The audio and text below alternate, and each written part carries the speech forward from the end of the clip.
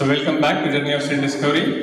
We are having a special program today. As you can see, His Holiness Devamrita Swami Maharaj has blessed us again today by arriving here and speaking to us in Journey of Self Discovery. So let's welcome him by loud Hare Krishna Mahamantra. Hare Krishna, Hare Krishna, Krishna Krishna, Hare Hare, Hare Rama, Hare Rama, Rama Rama, Hare Hare. So Maharaj has, most of you would have heard from Maharaj because he has blessed us 3-4 times before as well. As you know, Maharaj very wonderfully explains the very complicated subjects from Bhagavad Gita, Srimad Bhagavatam by giving different examples, analogies, and he makes it very simple for all of us to understand it. The main reason why he is able to do that is because he's following this process of Bhakti Yoga for more than 45 years now. So what we are getting from him is not only knowledge, but applied knowledge. Not only Jnana, we are getting Vijnana as well from Maharaj. So Maharaj is actually a initiating spiritual master. He is also a GBC, Governing Body Commission, for this Australia and New Zealand region, which is responsible for managing ISKCON's activities. Maharaj has also written 3 books: Searching for Vedic India, Perfect Escape, and Hiding in Unnatural Happiness. They're very wonderful books. So if you get a chance, please read them. Today Maharaj is actually going to speak on a very intriguing, very interesting topic. He had chosen a topic called Gold from a Dirty Place. Gold from a dirty place. The Asura Hiranyakashipu speaks Divya Jnana to end his family's lamentation. It's a very intriguing topic. So Maharaj is going to speak on what Hiranyakashipu has spoken about. And Maharaj is going to find gold for all of us from his words. So please welcome him again with Hare Krishna Mahamantra, and then I'll pass it on to Maharaj. Hare Krishna, Hare Krishna, Krishna Krishna, Hare Hare, Hare Rama, Hare Rama, Rama Rama, Hare Hare. Thank you very much, Maharaj.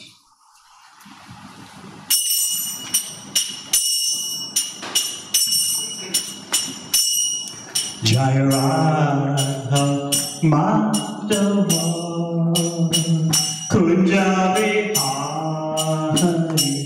Jai Radha Madhava Kunja Vihari. Jai Radha Madhava Kunja Vihari. Jai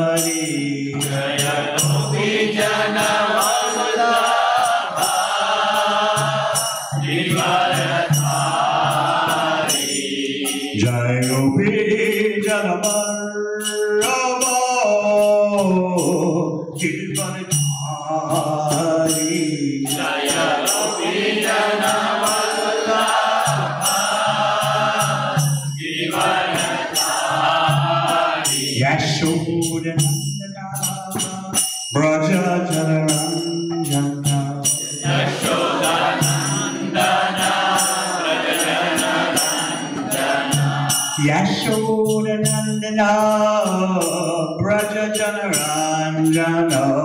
Yashodanandana Braja Janaranjana. Jamunatiya Vanachari. Jamunatiya Vanachari. Jamunatiya Vanachari.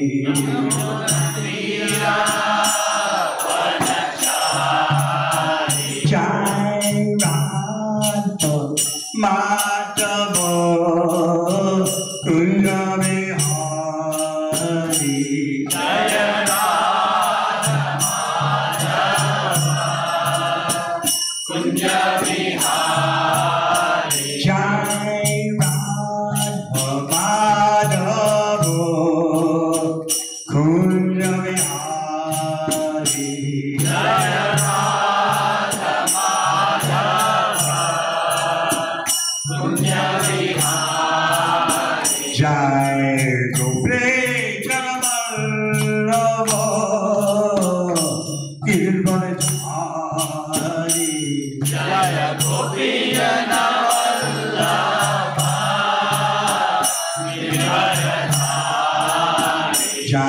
Gopi Janava Kirpanadhari Jaya Gopi Janavallabha Girivaradhari Yashodanandana Raja Janaranjana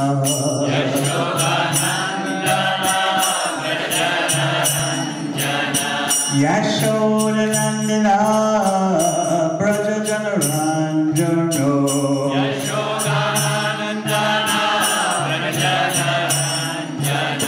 Jamuna Tira Vana Chari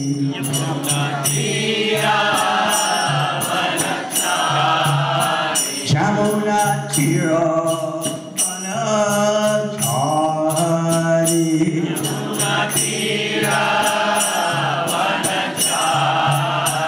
Jai Radha Madhava Kunja Bihari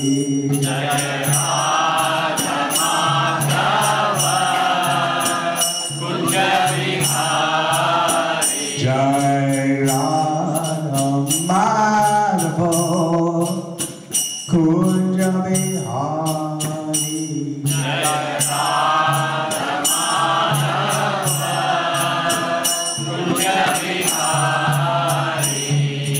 Hare Krishna Krishna Krishna Hare Hare Hare Rama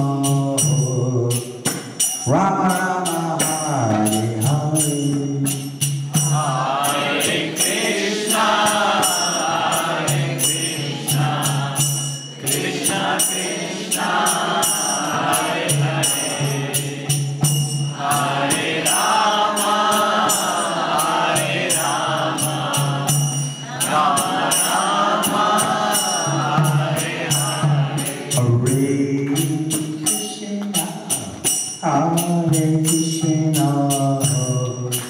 Krishna Krishna Hare Hare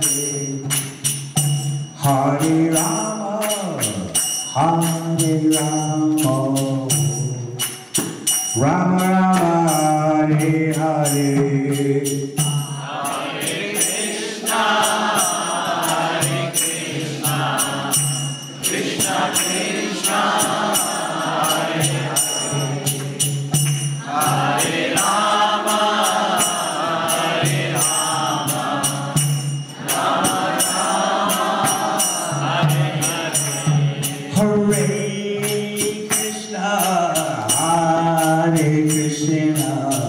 Krishna Krishna Hare Hare Hare Rama Rama Rama Hare Hare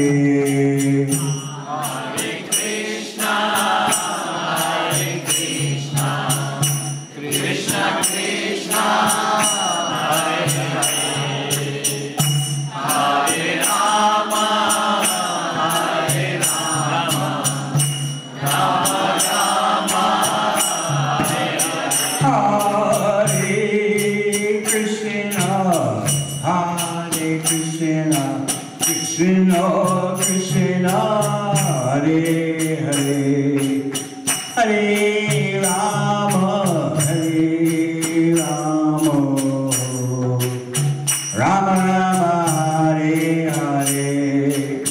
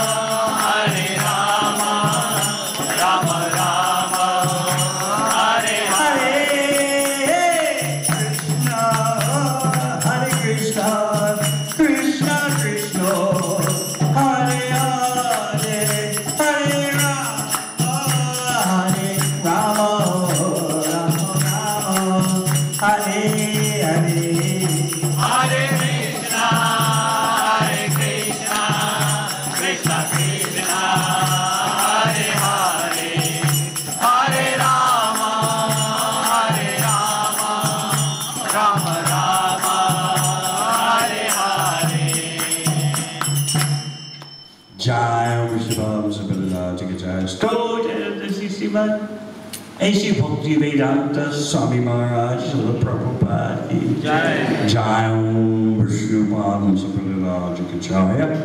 अष्टोत्तर शत श्री श्रीमद् भक्ति सिद्धांत सरस्वती प्रभुपाद की जय। अनंत कोटि वैष्णववृंद की जय। ISKCON founder आचार्य श्री प्रभुपाद की जय। नाम आचार्य श्री हरिदास ठाकुर की जय। प्रेम से कहो श्री कृष्ण चैतन्य प्रभु नित्यानंद श्री अद्वैत गदाधर श्रीवासादि गौर भक्तवृंद की जय। श्री श्री राधा कृष्ण गोप गोपीनाथ श्याम मुकुंद राधा कुंद गिरि गोवर्धन के जय। वृंदावन धाम के जय। नवद्वीप धाम के जय। गंगा माई की जय। यमुना माई की जय। तुलसी देवी की जय। भक्ति देवी की जय। समवेत भक्तवृंद के गौर प्रेमानंदे।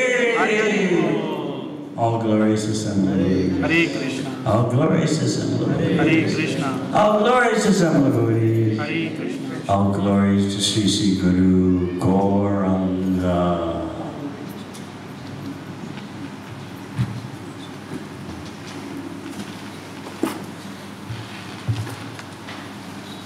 Om Gyanachivadandasya Gyananjana Shalakaya Chakshurmilitam Yena Tasmai Shri Gurave Namah.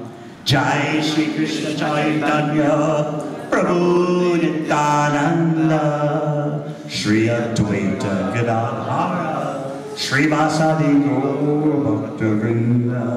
Hare Krishna, Hare Krishna, Krishna Krishna, Hare Hare, Hare Rama, Hare Rama, Rama Rama, Hare Hare.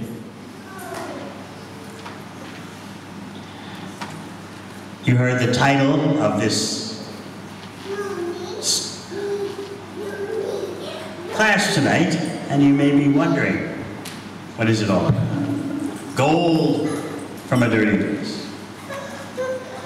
An Asura, a king of the demons, most monstrous personality, is speaking Divya Gyan, divine transcendental knowledge, in order to dispel the lamentation of his family members. So what's going on here? First of all, you should know that Chanakya Pandit, in one of his strategic tactical instructions, says that an intelligent person knows how to take gold even from a dirty place. You would all agree? If there was some gold sitting in some mud, or even animal dung, not cow dung, but how many of you would say, oh no, we cannot touch this gold? Of course, he said, oh, the place may be dirty, but it's gold, we must have it. So similarly, Chanakya Pandit is saying that you should accept gold even if it's situated in a dirty place. So we can take good knowledge, crucial knowledge, even from such a monstrous demon as Hiranyakashipu. So how did that come about, that he would speak Divya Gyan, divine transcendental knowledge? You'll find this in the 7th canto of Srimad Bhagavatam. How many of you have read the 7th canto? Raise your hand. All right. So it will be news for most of you. The scene, as Shukadeva Goswami presents it, is right after the death of Hiranyaksha.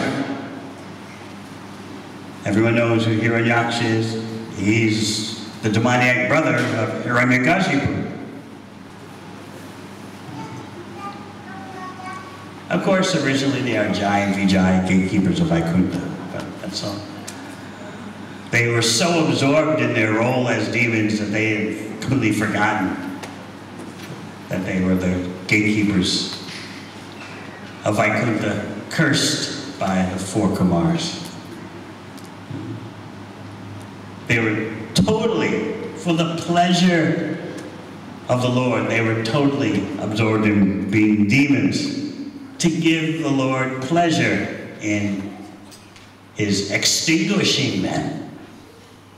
So, Varahadev, the boar incarnation, had just terminated Hiranyaksha. So, how would you feel toward the killer of your brother? Yes. But Hiranyakashipu's anger was not ordinary. He was such an extraordinarily powerful demon that just by moving his eyebrows in anger, the whole universe, the nature of the whole universe would become upset. He was exceedingly angry. Vishnu has killed my brother. He had some conceptions, which Krishna talks about in Bhagavad Gita. Avajanati mamudha, fools deride me when I come in my Naravapu, human-like form. So Hiranyakashipu was saying, what is this Vishnu?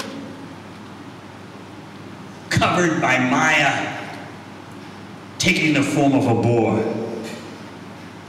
This is a Mayavad conception, that the Supreme Absolute Truth becomes subordinate to Maya, and in that way takes on a form and personality.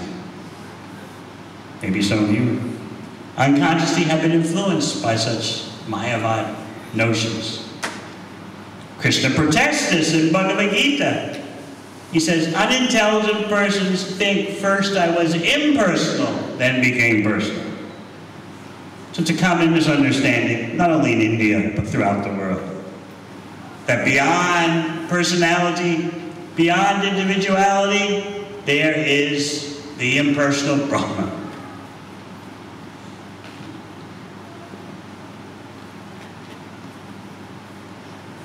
But what does Krishna say in Bhagavad Gita? Brahmano hippatishtaham. The impersonal Brahman is based on me. And matapratarannanya kinchadastu danandaya. There's nothing beyond me, Krishna says. Nothing beyond Krishna means not the impersonal Brahman, not even Vishnu or Narayan. Nothing is beyond Swayam Bhagavan Krishna. This is Bhagavad Gita as it is. But Hiranyakashipu is speaking about the supreme absolute truth with his demoniac consciousness. How dare the Lord take a material form of a boar? It's cheating. Sneaky. He's influenced by Maya. He took a body of a boar. That shows he's influenced by Maya.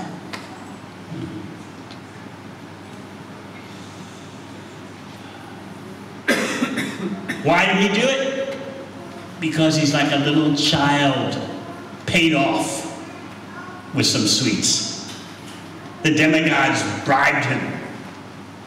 And therefore he was favorable to the demigods and killed my brother as a result.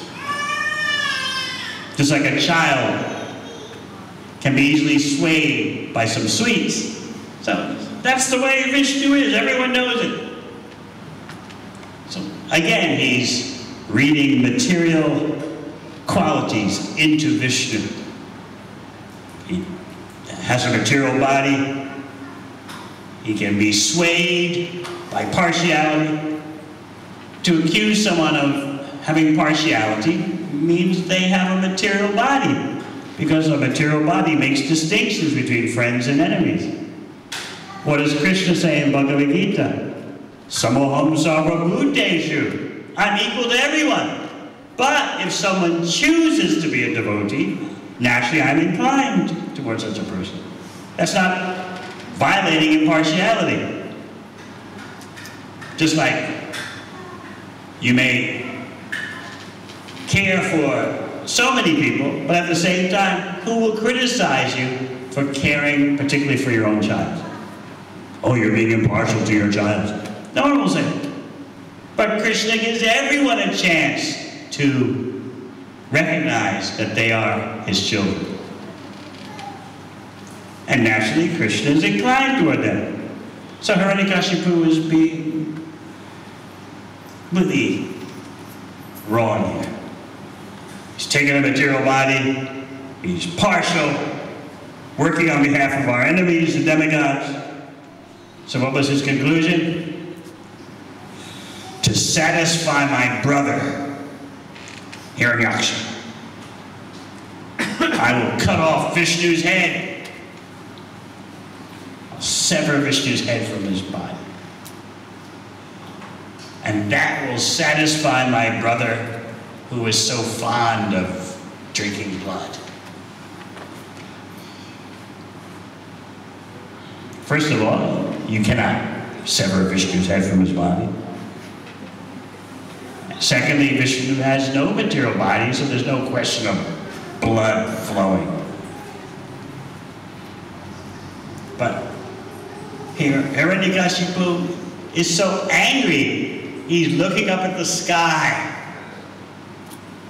Vishnu is somewhere up there. His anger, his glance is so intense that by his looking at the sky, the sky starts to smolder with smoke.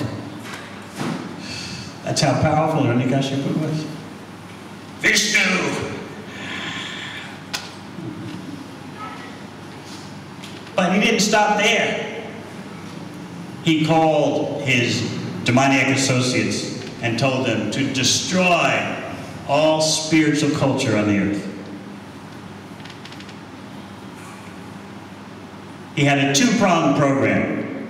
He said, first, we kill Vishnu. Just like we say, water the tree at the root, all the branches blossom. Hiranyakashipu said, pull up the root, and then all the branches will die. When I kill Vishnu, Brahminical culture is finished, because the Brahmanas always depend on Vishnu. The Devas, the demigods, always depend on Vishnu. So I can destroy everything just by uprooting Vishnu, the root of everything. Now you may be wondering, how is it that Hiranyakashipu is talking about Vishnu, knowing Vishnu exists? But yes, even Hiranyakashipu, unlike the demons of today, Hiranyakashipu accepted the existence of Vishnu. But he and the fellow demons had no intention to follow Vishnu, to accept his authority. It's like you're a criminal, you accept the existence of the police, but you have no intention of following the law. So that was the situation with Hiranyakashipu. Vishnu exists. He takes material bodies. He gets swayed by the demigods. We're not going to listen to him. He does his thing, we do our thing. So you can see Hiranyakashipu was, as demoniac as he wasn't as crazy as people today who completely deny the existence of the Supreme. In effect, of course, Hiranyakashipu is denying the existence of the Supreme by not accepting the authority of Vishnu.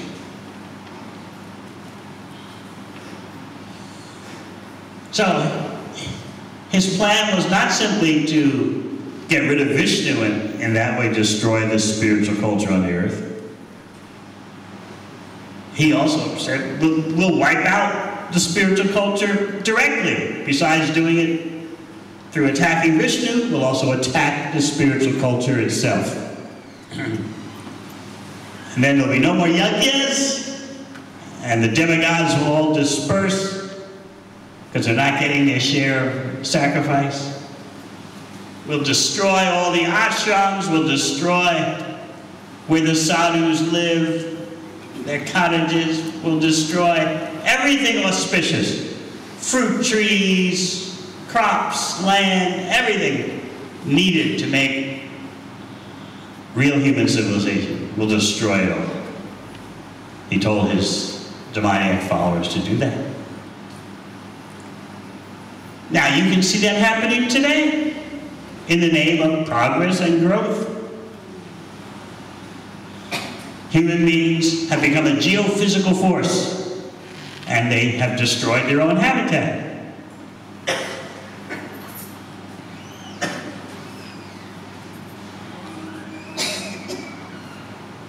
How many of you go to Delhi between October and February? Anyway? How is the comparison of the air quality coming from New Zealand? Yes. Last time I was in Delhi, November? Yes, November. They told me, oh, you're lucky. Things are better now. Yesterday, the pollution rating was extremely severe. Today, it's just very bad. Oh, my eyes were burning, and no one knows how to do anything about it. No one will admit that our conception of progress has destroyed air, the very thing that people need to breathe. It's shortening people's lifespan.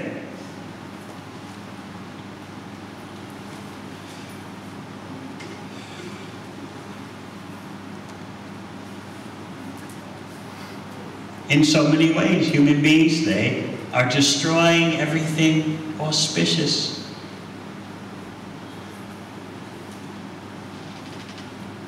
So that was the plan given by Hiranyakashipu to his demonic associates. Destroy rabbinical culture. Destroy the government by genuine Kshatriyas. Destroy farms and pastures for cows and fruit trees and make havoc everywhere. That's what the greedy focus on wealth has done. The real wealth is fresh air, fresh water, fresh food. But no, everyone is working so hard,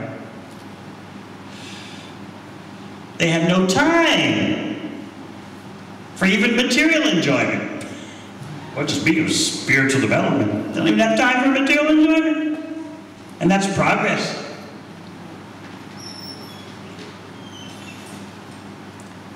So that kind of civilization is actually demoniac. When the human spirit, the human potential is distorted, perverted.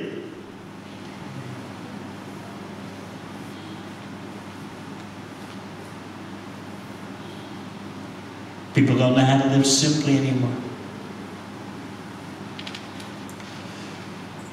Their minds are so agitated with false necessities. So that is not a real human civilization.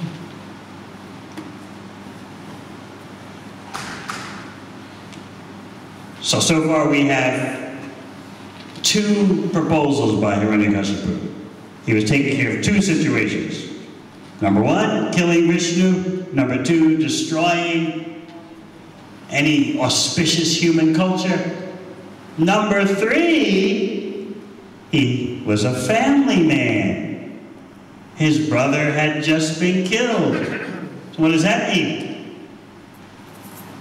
He has to see to the family of his slain brother. Obviously, his mother was going to be very distressed, Diti, and his sister-in-law, now a widow, she would be very distressed. What to speak of Hiranyakashipu's nephews, the sons of the slain Hiranyaksha. So although extremely angry, Hiranyakashipu had to take care of his family members amidst his rage. And he spoke very diplomatically and tactfully. He was a great diplomat. And he spoke in that way to his family members, who were all lamenting. You can just imagine the scene. The mother of Hiranyaksha, the widowed wife of Hiranyaksha, the children of Hiranyaksha. So Hiranyakashipu has to pacify them.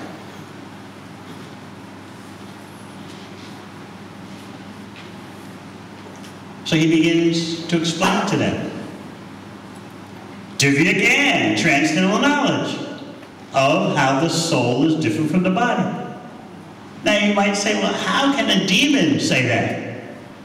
Because you're thinking of atheistic persons today who say there is no spirit soul. But you see, even though Hiranyakashipu was such a great demon, he never doubted that there's a spirit soul. But he refused to accept the authority of Vishnu. Just like you may meet many people today who say, oh yes, I'm spiritual, you're spiritual. But they never think that they are subordinate to the Supreme Spirit. But they'll say, oh yes, we are the soul, you are the soul, different from the body. That's it. It's as far as they want to go. Many so-called spiritually minded persons in the West are like that. Also in India, yes, I fully accept the Atma, we are spiritual. That's it. But what about Paramatma? What about Bhagavan? No one accepts their subordination to Paramatma or Bhagavan. So that was Hiranyakashipu's situation.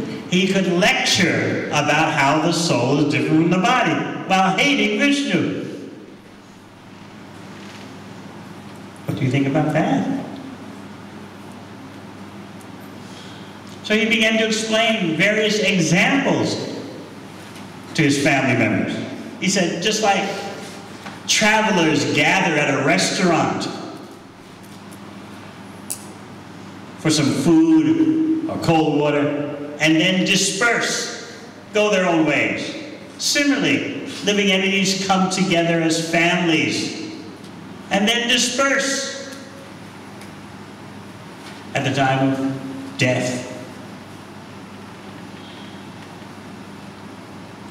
Other examples, making the same point, are pieces of grass floating on top of the waves in the ocean. The waves bring the grass together and then separate them. Or prisoners in a prison. They're together in the prison, but when the sentence is over for some of them, they separate, go their separate ways. So we're like that. That's the nature of this world. And Hiranyakashipu was explaining that to his relatives. He's explaining that we think the soul is changing, but actually it's just the body and mind that are changing.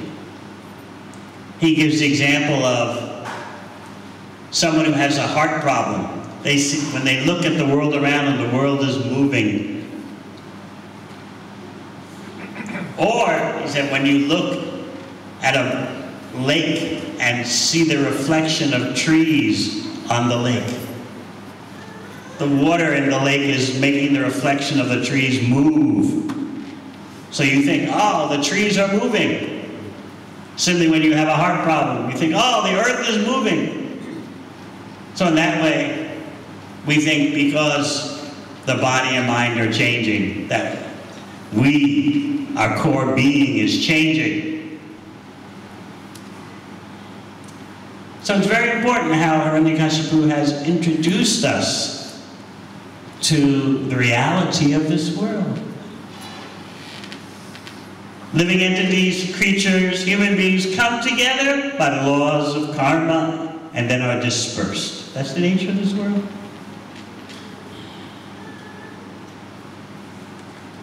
And Krishna explains this in Bhagavad Gita very clearly, but we don't want to believe it. What does Krishna say? Dukkhalayam ashashvatam. This material world is a miserable place. But we don't believe that. No, we will make it Sukhalayam. Right? Because we are so expert. So we have to accept the nature of this world, and it takes some deep consideration to realize how attached we are to a false concept of the world. We think that the world owes us something, and that we will get our share of what's due to us. We assume there'll be success, there'll be happiness, achievement, respect. We think that the world will give all that to us. But Krishna says, Dukkhalayam Shashvatam, a temporary place of suffering, anicca asukam lokam. This loka, this world, is anicca, temporary, asukha. No happiness. But we are sure we see happiness, right? Just like someone with heart disease sees the whole world is moving. And they're just being affected by the disease. So Hiranyakashipu is explaining this to his relatives. How the soul does not change, although external circumstances change.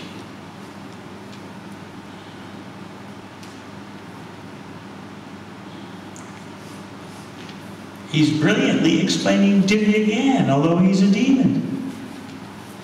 And again, he's still classified as a demon, even though he's speaking gold. He's still a dirty place because he's anti-Vishnu.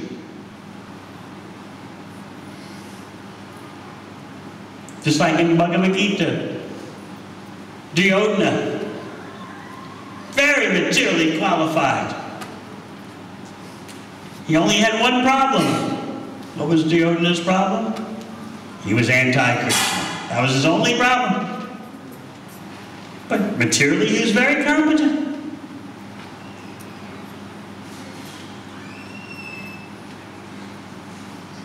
So here you have Hiranyakashipu speaking Divya Gyan, although he's a king of the demons.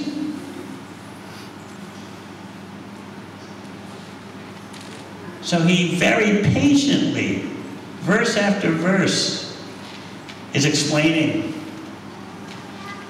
how the soul is different from the body.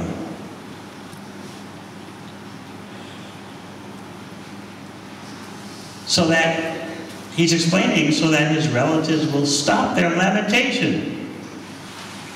So he wants to give a further information. So he begins to repeat something from the Puranas.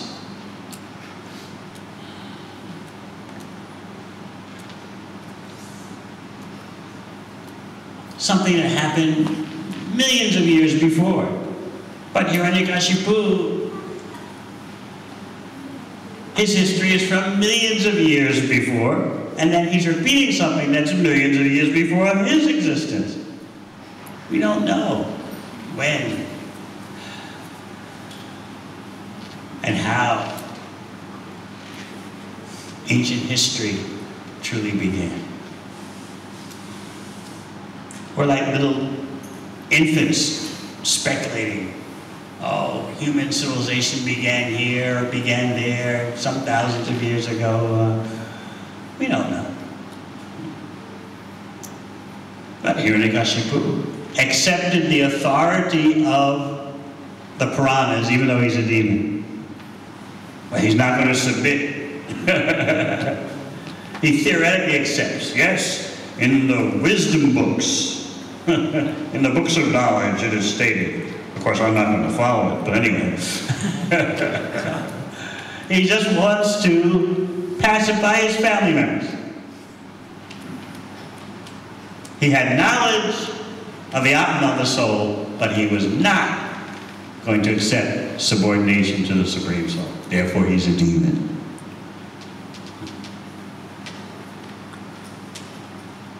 You can meet persons who accept the existence of the spiritual energy, but then they say Krishna has taken a material body.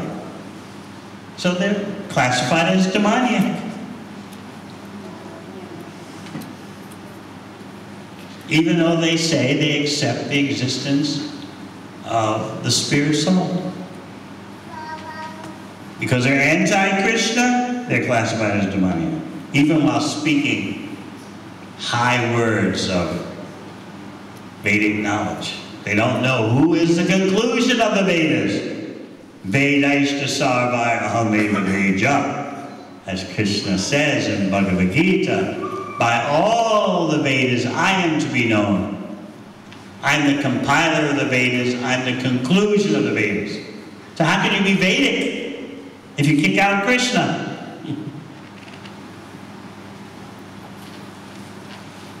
That means demoniac.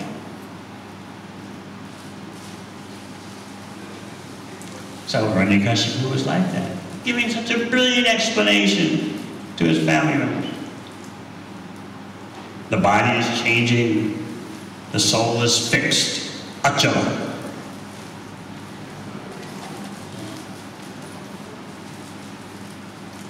He explained, someone may live in a house, but they are different from the house.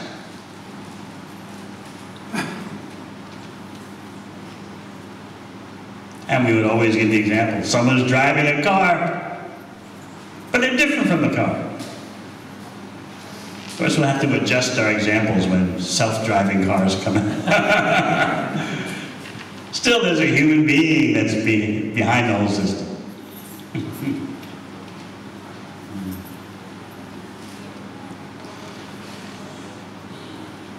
So, Hiranyakashipu wanted to further illustrate his point by quoting from the Puranas.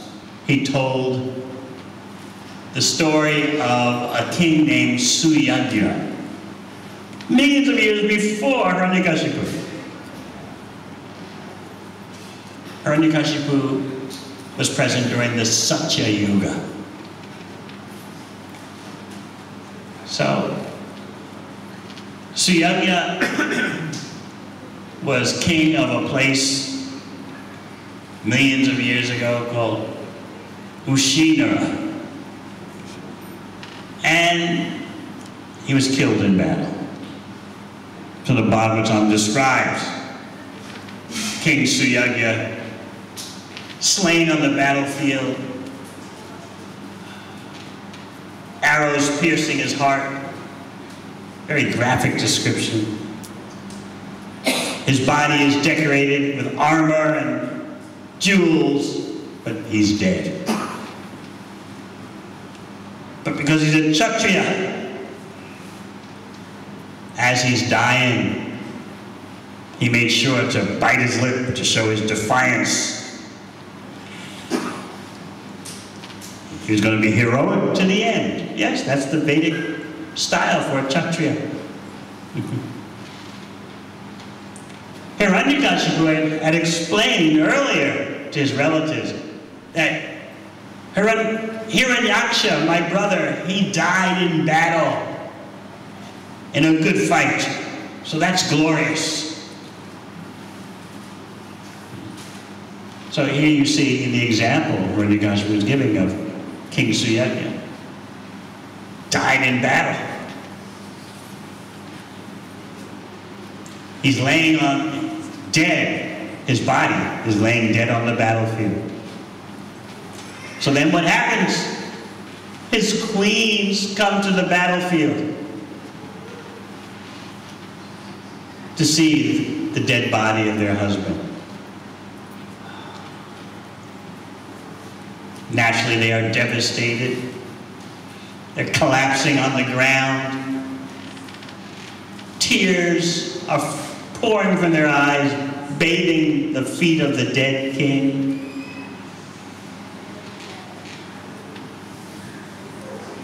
And they're crying out, "Oh, our shelter. You were such a good husband. You gave protection to everyone. Your wives, your kingdom. Now you're dead. What will we do?"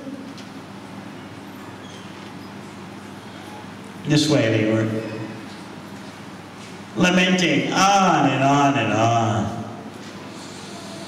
Their cries were so loud that Yamaraj in his kingdom heard their cries. And he decided to intervene.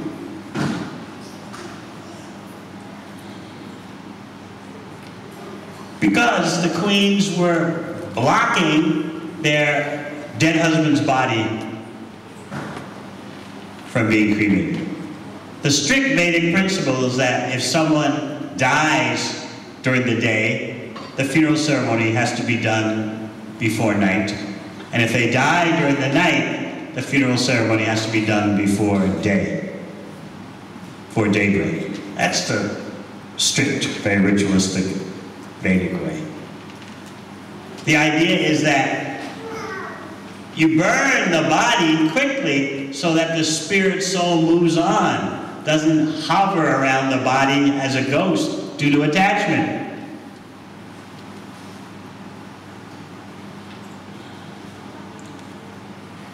There's a reason behind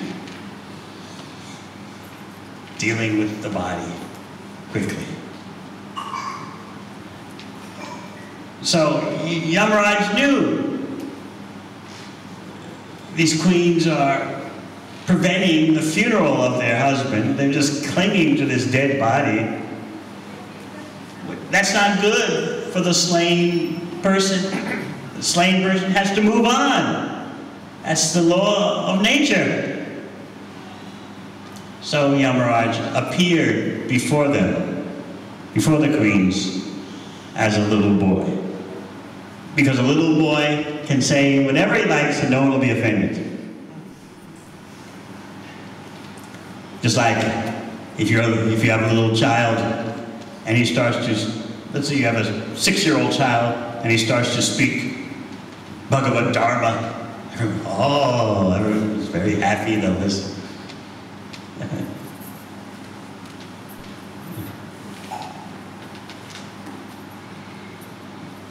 But if an older man starts to speak Bhagavad Dharma,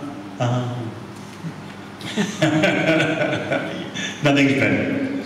But a 6-year-old boy, oh, how wonderful, oh, how fascinating. So that's why Yamaraj took the body of a 6-year-old boy. Everyone would think, oh, he's so cute and he's speaking philosophy, let's listen. This is Yamaraj's preaching strategy. So Yamaraj begins to explain to them. Who are you lamenting for? You never saw the person that you are lamenting for. Because the body is laying there on the battlefield, pierced with arrows. So what are you complaining about? Oh, you're referring to something that you never saw. Because the body is there, so you must have been attached to something that you never saw. So since you never saw it when he was living, what's the problem?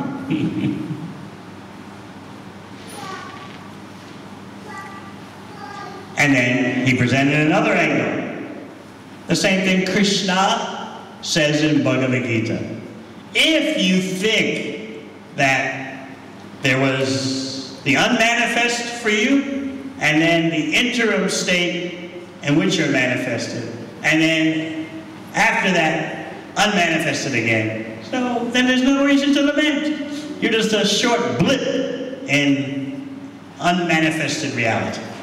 A short blip of manifestation. So why lamenting?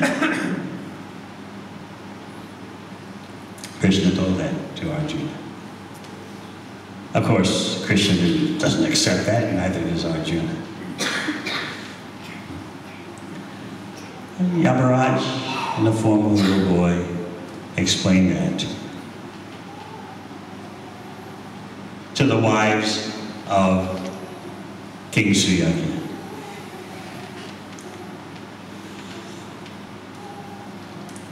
To further develop his point, Yamaraj told them a story. So you're hearing a story within a story. Hiranyakashipu is telling the story about Yamaraj coming and instructing the wives of King Suyagya. And within that story is another story, Yamaraj talking. So Yamaraj explains, there was this family of Kulinga birds. They were a happy family. Father bird, mother bird, children bird. And the father and mother bird were searching for food in the forest. The baby birds were back at the nest. And there was a hunter who had spread his net with a little food to trap unsuspecting birds. And so the wife of the Kalinga bird fell into the trap. And the husband bird, oh, of course, was overwhelmed with lamentation, grief. Oh, my wife, she's the other half of my body. What will happen to me? What will happen to the baby birds? Who will feed them? Why is Providence so cruel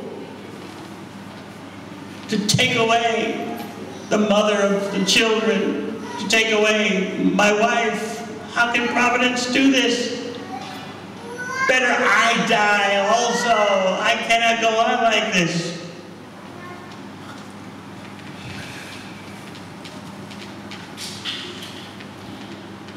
So what happened while the father bird is lamenting? The wife has been captured by the hunter. The hunter is death personified for the birds. On and on he's lamenting. How can this be? What will become of us? It's not fair. Why doesn't Vishnu protect us? He protected us before. Why did he stop?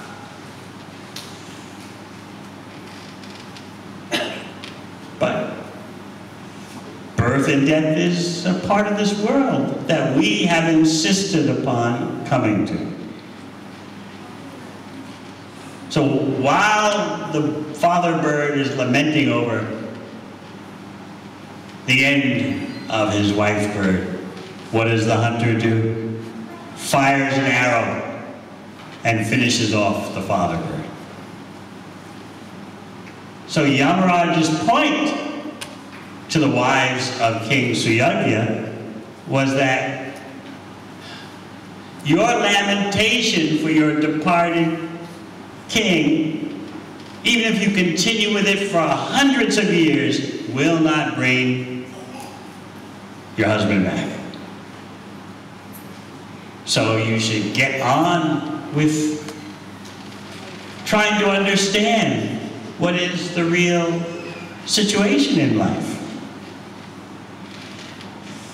Get some knowledge.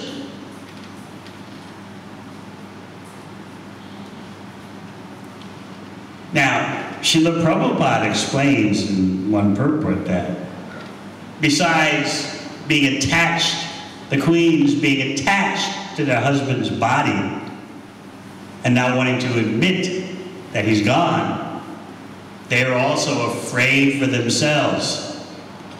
Because according to classic Vedic culture, when the husband dies, the wives enter the funeral fire. That sounds very extreme today, doesn't it? Any ladies here ready for that?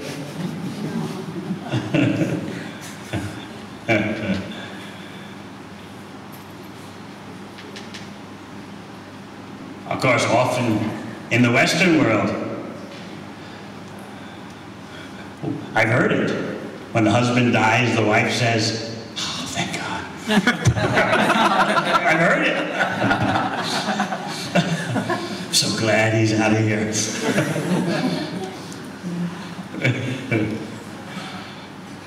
Especially if he has some money.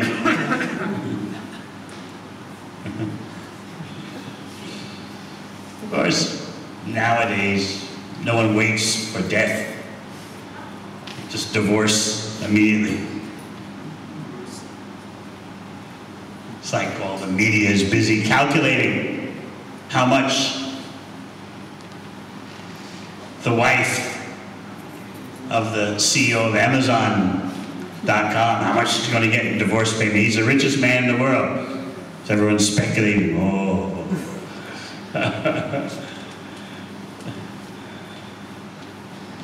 No one waits for death for the husband or wife to die and then you can feel relief. You just get a divorce. Or, like in New Zealand, you don't even bother getting married. Of course, there's a law here, de facto relationship. All the Kiwi young men know about it. It's either 1 year or 2 years. Anyone know? Huh? 2 years. 2 years. Yeah, maybe.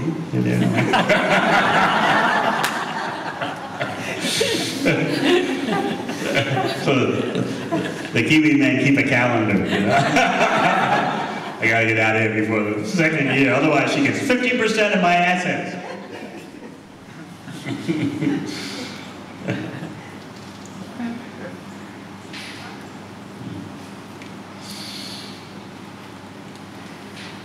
So these queens had some selfish interest. They didn't want to go into the fire. Therefore, they were preventing the funeral ceremony for their husband. It's hard for persons today to appreciate how anyone could agree to do that. But the Shastra explains that it was not forced. It was a genuine feeling of separation the wife felt, which is hard to understand today. She felt the pain of separation to be more intense than the flames of the fire. That's inconceivable for us today. So therefore the whole practice has been stopped because it degenerated into being forced, and that's not the point. The point is that the chaste wife feels the pain of separation to be more than the pain of the fire. It's very difficult to understand today because Kali Yuga is progressing. This is why when Pandu died, what happened? At first, it was going to be both Kunti and Madri, the co-wives, that would enter the funeral fire. But then they discussed, what about the children? Who will take care of the children? So Madri entered the fire and Kunti remained to take care of the children. So this is a culture that is no longer present. But at least we can appreciate its dynamics. There was no force. It's just that the wife sincerely felt that. The separation is more painful than the fire, and I also want to go where my husband is going. So we meet again. Different culture. It's real civilization.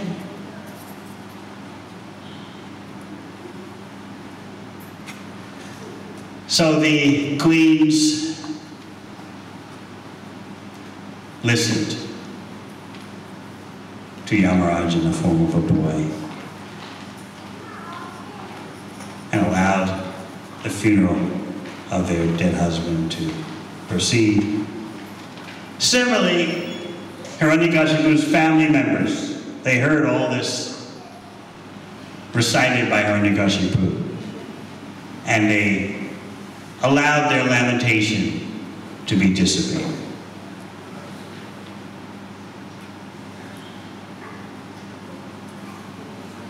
How did this whole discussion of Hiranyakashipu come about? It came about because Pritchett Maharaj wanted to understand why Hiranyakashipu was so antagonistic toward his son Prahlad. So this is the answer. Hiranyakashipu was so angry that Prahlad was worshiping the killer of his uncle.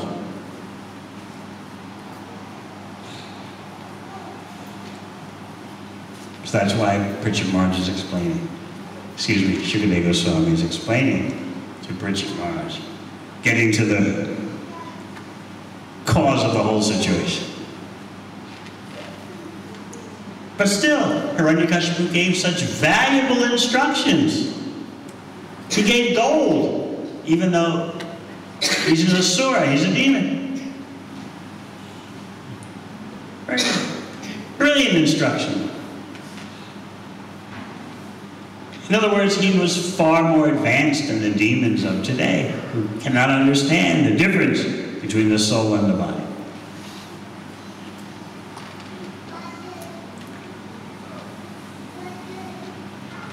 Hiranyakashipu explained that our conception of the body as the self is false. Similarly, then, our conception of happiness and distress is false, because we experience the happiness and distress through the falsity of the body.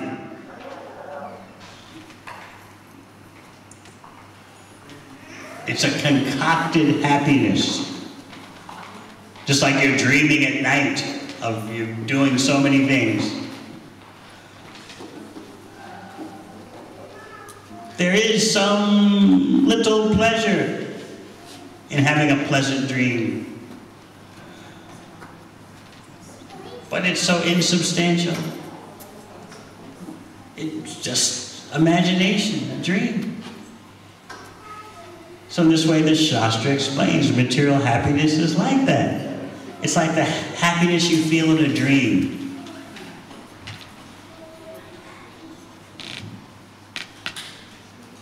Something is there, but it's so tiny. And the reason why something is there is because the material world, the shadow, is based on the substance, the spiritual world.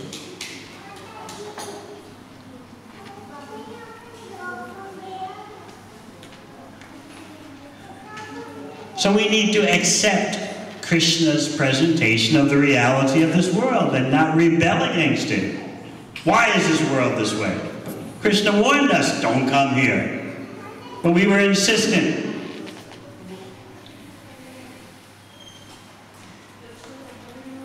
Just like the little children when they want to rebel against the parents' authority. I want, I want, I want, I want. The parent keeps trying to say, no, no, you shouldn't, you shouldn't. I want, I want. So we're like that. Krishna clearly explains the nature of this world in Bhagavad Gita. And we're shocked when that reality is so obvious. Why is this happening? And then what do? We blame Krishna. I chanted your name. I was serving you. And look what happened. This is not a happy place.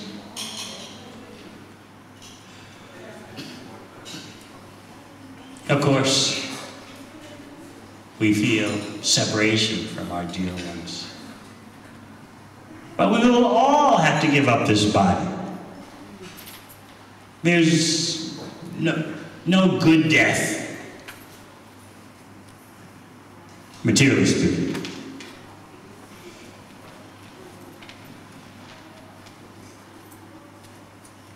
We'll all have to give up this body.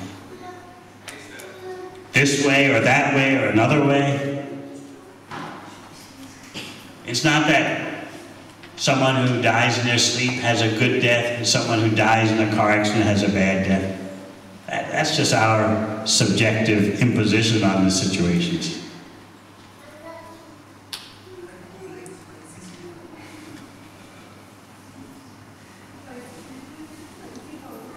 Even before death, being in this material body is a compromised situation for the spirit soul. It's a problematic situation.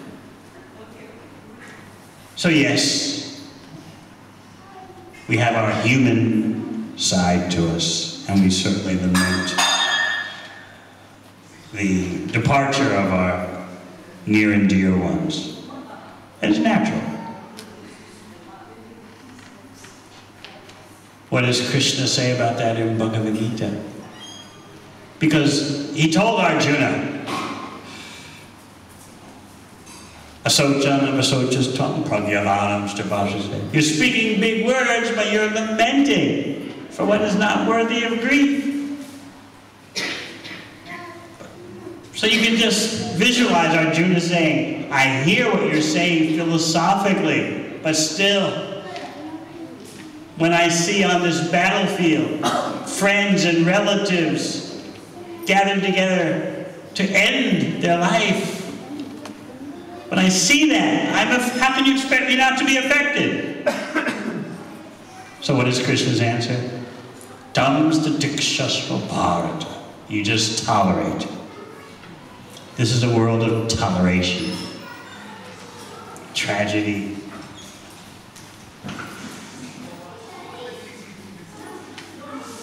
That must be tolerated. It is not a happy place.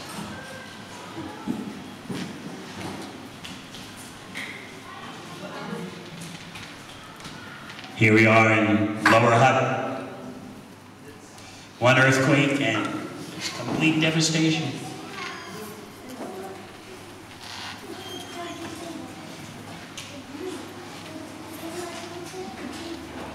Geological scientists in New Zealand claim that in 20 years,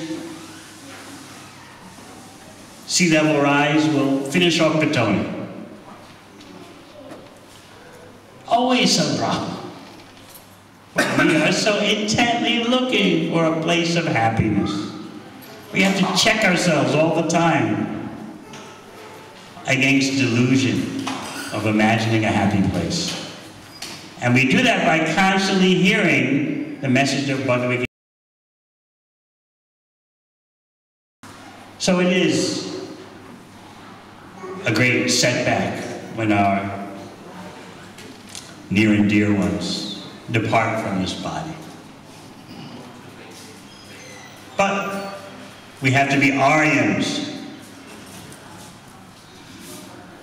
Aryan is one who accepts the spiritual culture, the spiritual reality of being different from the body. Krishna criticized Arjuna. You're lamenting for what is not worthy of grief. You're not being a true Aryan. To be an Aryan is not a bodily designation. It is a designation based on character and knowledge.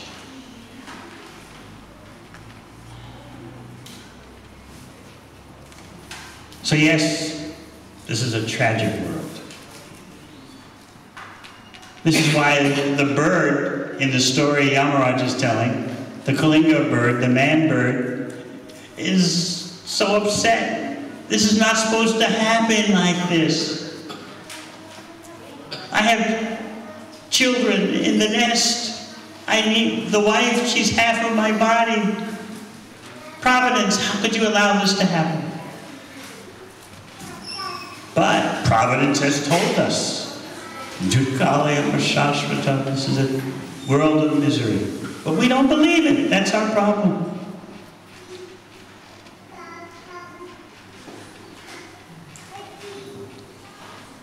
So yes, we are human beings, and we feel the impact of the loss of our loved ones. At the same time, we are Aryans. We are equipped with transcendental knowledge. So while feeling affected by catastrophes in this world, we have to move on based on knowledge. We have to move forward. And we can't blame Krishna because he's already told us this is the way the world is.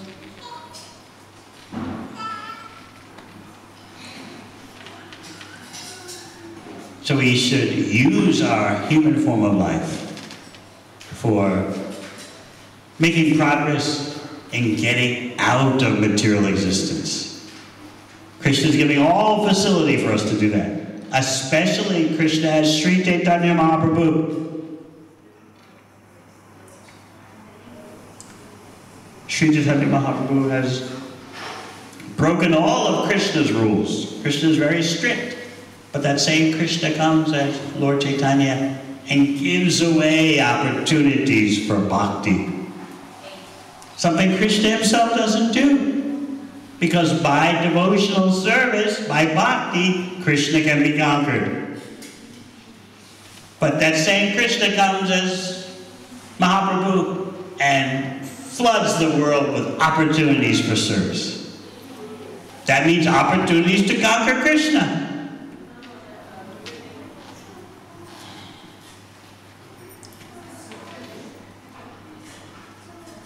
But still we want to blame Krishna. Why is this happening to me?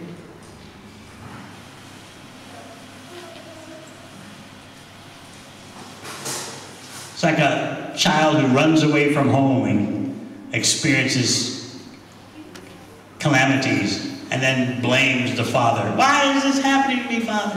Why did you run away from home? Go back to your father. Everything will be all right.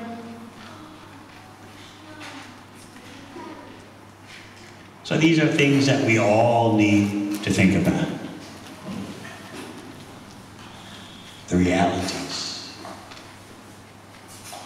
The advantages.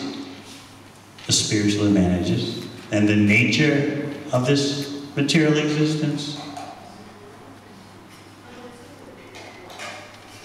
Certainly we miss our near and dear.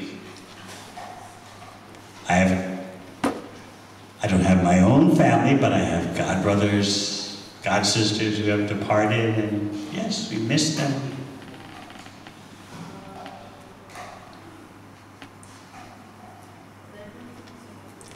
The age of Kali, in a nutshell, means separation from what is dear to you and meeting up with what is not dear to you. And this is Kali again.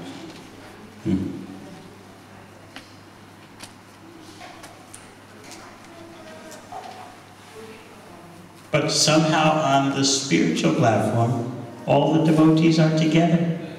That takes some spiritual development to begin to realize this.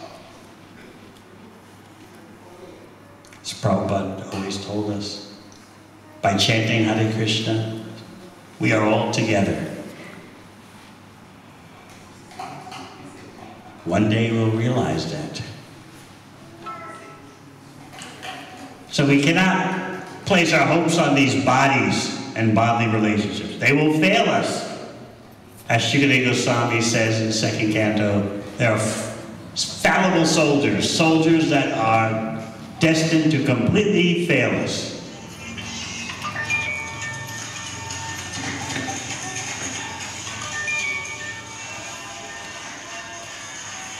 So best to use this human form of life to have Krishna in the center of our family. That's the best thing we can do for our family. Because no one knows. No one knows when any of us will depart.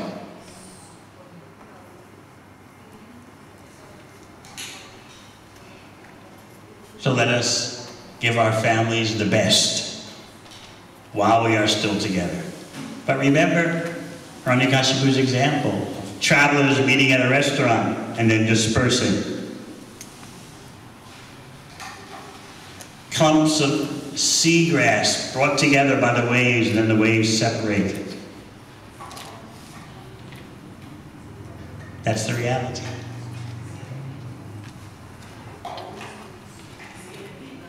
But if with our family structure we can help family members to please Krishna, that is the eternal credit.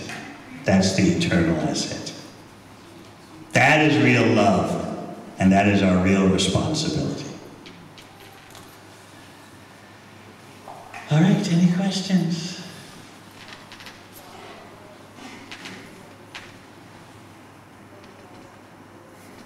Yes.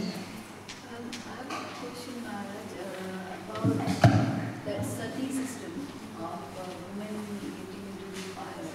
Is it a kind of suicide similar to ending a body?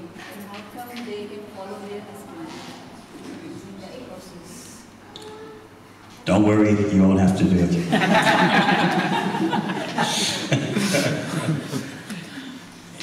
It is not suicide, it is actually, it's actually dharma for that time, not for this time. As I said, it's inconceivable how the woman could be feeling the pain of separation more than the flames of the fire. It's hard to understand, right?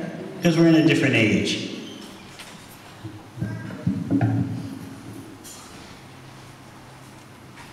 Also, the woman knows that by entering the funeral fire of the husband, she's going to where the husband is. Nowadays, what will the lady say? I don't want to go where he's going.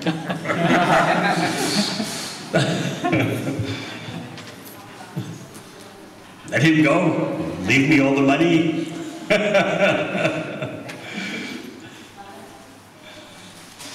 So it was a different time.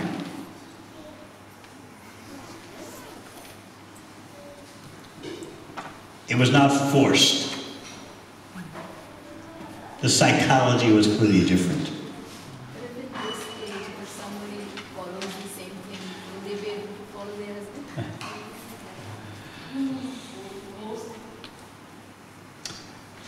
Srila Prabhupada says that he remembers in his youth, around the turn of the 20th century, 19th, turning into 20th century, he says he remembers there were occasions of it happening, but not recently. Psychology is different. So your question is?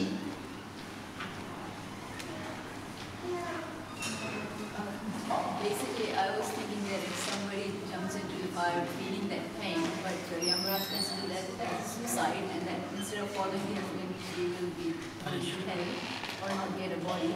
It's not just anyone. You have to have the whole Vedic system, the whole package, you know.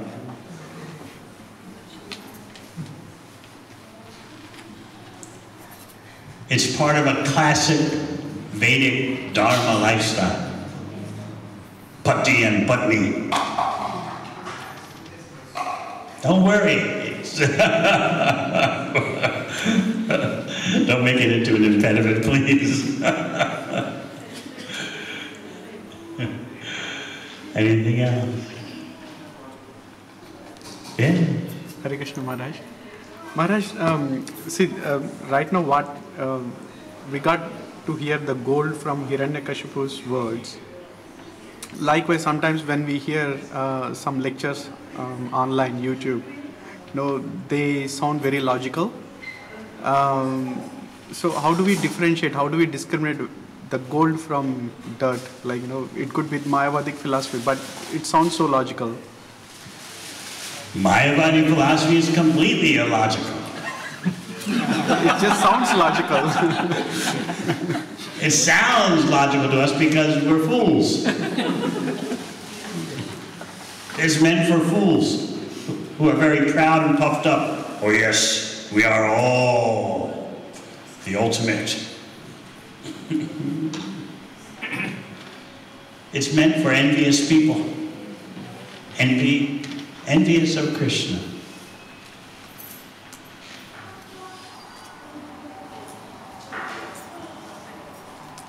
How is it logical that you say, ultimately everything is pure, monistic, homogeneous, oneness? So then where did all the variety come from?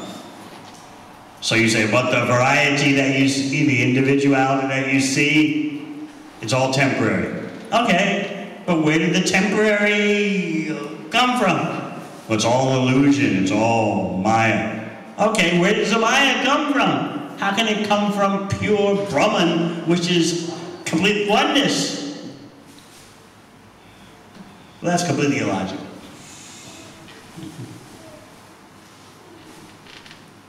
if you say individuality, personality is all an illusion, and that there's only Brahman, pure monistic oneness, then tell us, how did the illusion come from pure oneness? You're acknowledging that there's duality. There's the pure oneness, and then there's the illusion.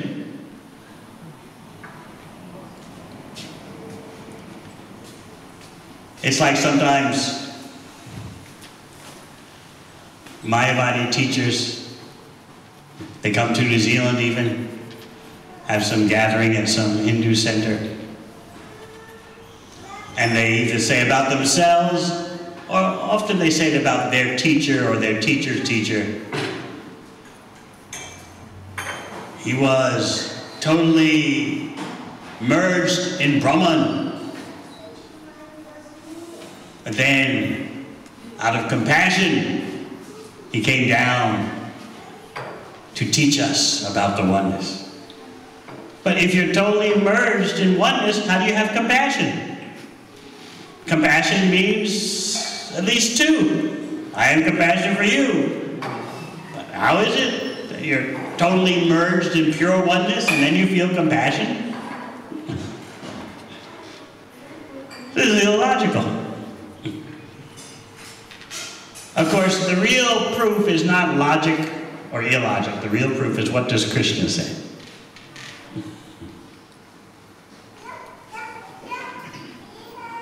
In Bhagavad Gita, Krishna defends himself against attacks that present him as imaginary or subordinate to the impersonal or having a material body. This is why Bhagavad Gita is so important. So you are having your Bhakti Shastri classes? Yes, that's meant to educate you in the science of the Supreme.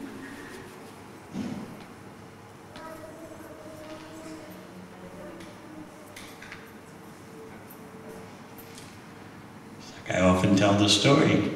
During my university days, I wanted to study Bhagavad Gita.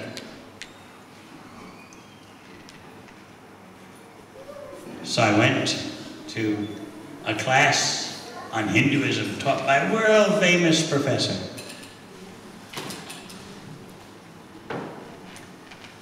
But I decided I didn't want to take the class. I would just get the books and read them on my own. So Bhagavad Gita, a version of Bhagavad Gita was on the required reading list. So I bought it at the university bookshop. And I took it to my room and I opened it. There were the verses in the front and the scholar's commentary in the back. So I opened up the back to look at the commentary and I read one sentence. Krishna is a concept meant to satisfy both the intellectuals and the sentimentalists. But something in my heart told me, throw this book out. I remember clearly, I just took it into the trash can. And I reacted according to the student mindset of that time. I said, just see how this British imperialist colonizer scholar has taken the native people of India's book and ruined it. So one day I'll find a real translation of this book, not one done by an imperialist colonizer. I was responding through my mindset of the time. Krishna was protecting me through my mindset of when I was 21 years old.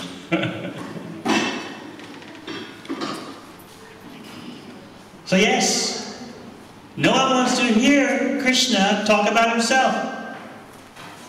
As Prabhupada said, why don't you make your own book? You're free to say what you like. Why do you take Krishna's book and profit off of mispresenting it? Write your own book. But no, let's take Bhagavad Gita and we'll distort it. In one sense, that's a compliment. In other words, you recognize that the book is so important. You won't write your own, you'll just take what you consider as one of the world's classics.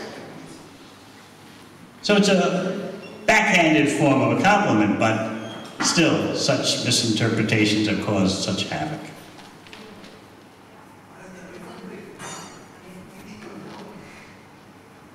Anything else? Yes. The whole discourse you were saying about the difference between the body and the spirit. Yeah. So even in Bhakti Shastri, we have read that Krishna is reiterating the point again and again. But then, though like we read it, but when we actually see people around, we are not able to implement it at all. We're not? We are not able to implement or see the difference between the body and the spirit. How can we get over it? Requires constant hearing of Bhagavad Gita, Srimad Bhagavatam, and the association of devotees. And acceptance that this world is a tragic place. We have to accept that. We think it's a land of opportunity, where everyone gets their fair share of happiness.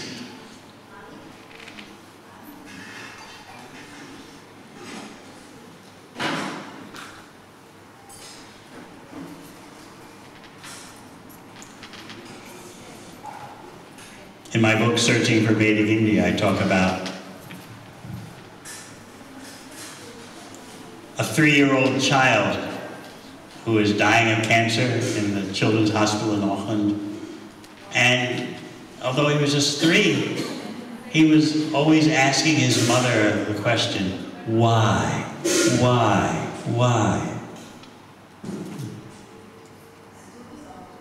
He knew he was dying.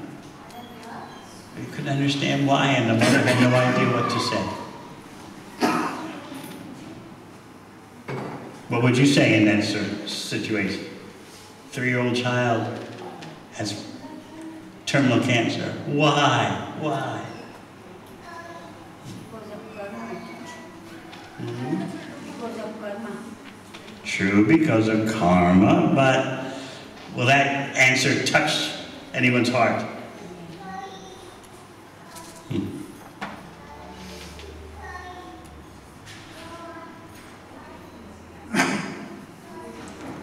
So we want to do 2 things. We want to give the knowledge. Yes, it's karma, but we also want to touch the heart. And that means we have to be able to explain how Krishna is merciful in all circumstances.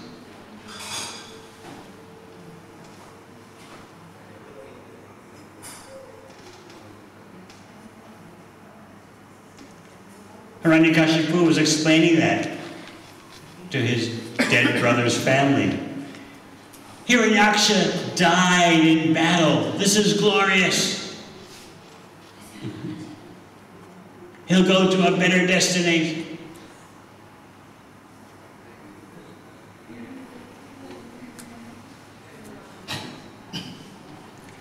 So why don't we live our family life now so that when our family members depart, whether they're young or old, they go back to Krishna.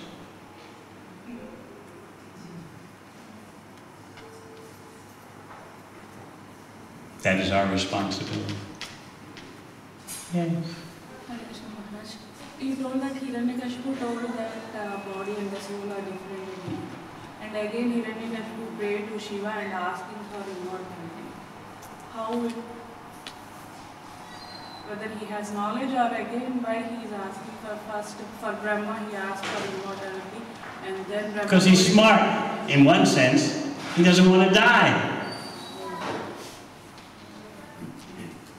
He thought he was so powerful he could cheat death indirectly by getting these benedictions from Brahma. Make it so I will not be killed on the land or in the air. Make it so I'm not killed by any man or animal during the day or during the night. He thought that he had cheated Brahma by being so clever. And then Lord Nrsingadev appeared and violated all those preconceptions. But he knows that he is not the body. But still, he doesn't want to die.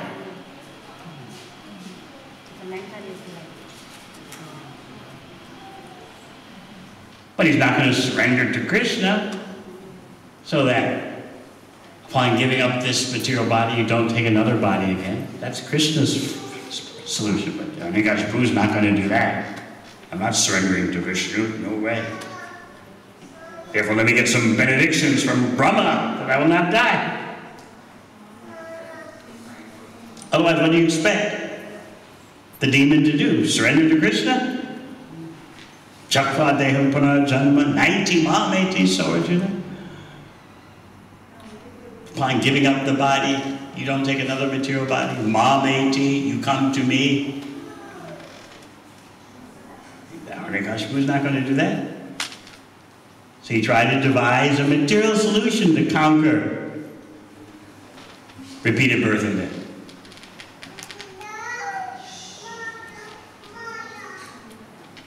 Okay? Yes. Thank you very much, Maharaj, for a wonderful class. So from the lecture, it looks like that the gold can be found in dirty place as well. So does it mean that we can start looking for now gold in all the dirty places? Can you give me an example? For example, instead of reading Bhagavad Gita as it is, where we know that the gold exists, can we now start looking for gold in other places, like the philosophy or the knowledge? We can, because it is possible just from Hiranyakashipu's example. But you're getting the gold within Srimad Bhagavatam, which is gold. Even though Hiranyakashipu is a demon, he's quoted by Shukadeva Swami, speaking to Bridget Maharaj. So you won't be polluted. You can read about Hiranyakashipu's demoniac attitude without being polluted. In fact, because it's Bhagavatam, you'll be purified.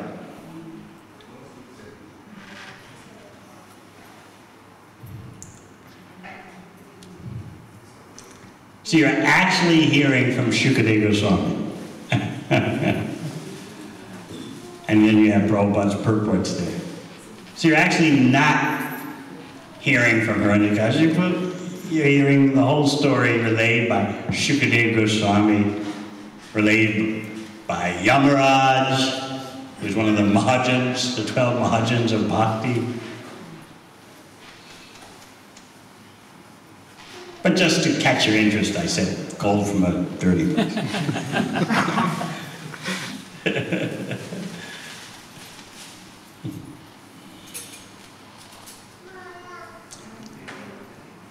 Yes. Hare Krishna Maharaj. This material world is getting worse and worse, Dukhalam and Dukhalam, and making it dirty and dirty. And Krishna, Lord Krishna is the intelligence giver. He provides the intelligence. What do we understand from this? What do we understand from? This material world is getting worse and worse as time goes on. It's getting worse. Krishna is the intelligence giver for all living entities. Mm-hmm. So with that intelligence, it is still getting worse. So what do we understand? But because of Krishna coming as Sri Chaitanya Mahaprabhu, although things are getting worse and worse, there's a golden opportunity. Just like there's a rainstorm that's getting worse and worse, but there is a perfect umbrella. If you get under the umbrella, you'll be completely dry, even though there's a huge rainstorm. So Krishna has provided Lord Chaitanya's mission, which will protect you from the outrageous storms of Kali Yuga. So one who takes shelter of Sri Chaitanya Mahaprabhu is the most intelligent. And how do you take shelter of Sri Chaitanya Mahaprabhu? Hare Krishna, Hare Krishna, Krishna Krishna, Hare Hare, Hare Rama, Hare Rama, Rama Rama, Hare Hare.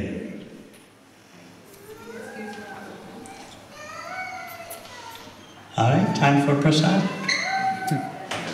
Any more questions? Any more questions?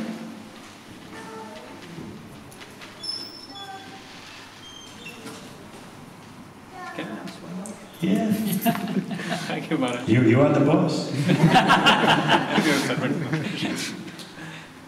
Maharaj, when we take the process of devotional service and we are turning towards Krishna, so at that point in time we feel that because Krishna is reciprocative and still some obstacles are coming in our life, so the question may come in devotee's mind that why is Krishna doing this to me? Why? So what should be the devotee's attitude when he is going through these difficult times towards Krishna and this process that he has taken? That's why we need a spiritual master to give us guidance through all phases of our bhakti life. We forget that this world is by nature an impediment and a setback. That's why it's called Durga, fortress. The very name. Durga, what does it mean? Dur means very difficult. Ga means progress. This is the territory of Durga. Very difficult. Always obstacles.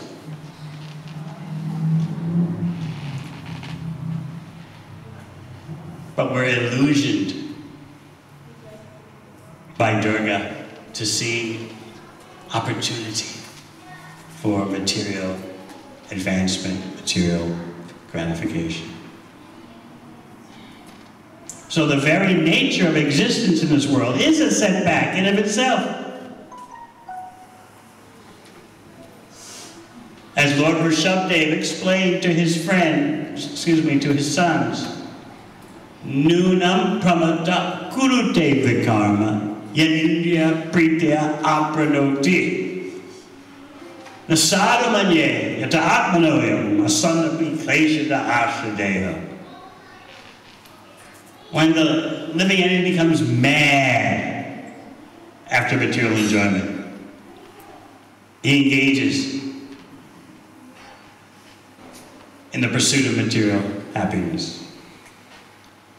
He shouldn't do this because the reason why he has a material body now is because of making that same mistake before. So why should he make the same mistake again? I don't think this is very intelligent. It's not very intelligent to act in such a way that you get another body temporary and full of misery. Why do that? So here's the point. Just by accepting a material body, that is the setback. But we think, oh, I have a material body, that's natural. And now I'll proceed in my happy life. Oh, what is this?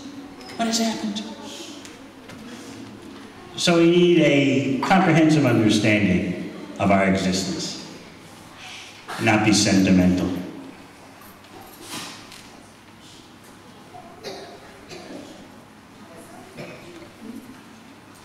And it's possible to understand all this and apply it when we have the association of serious devotees.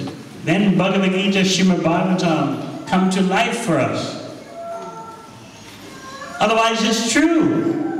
Things happen in this world that are very devastating, it's true. But without the association of devotees, we won't be able to handle it. We need guidance and good association. As Srila Prabhupada once said, anything can be tolerated in good association.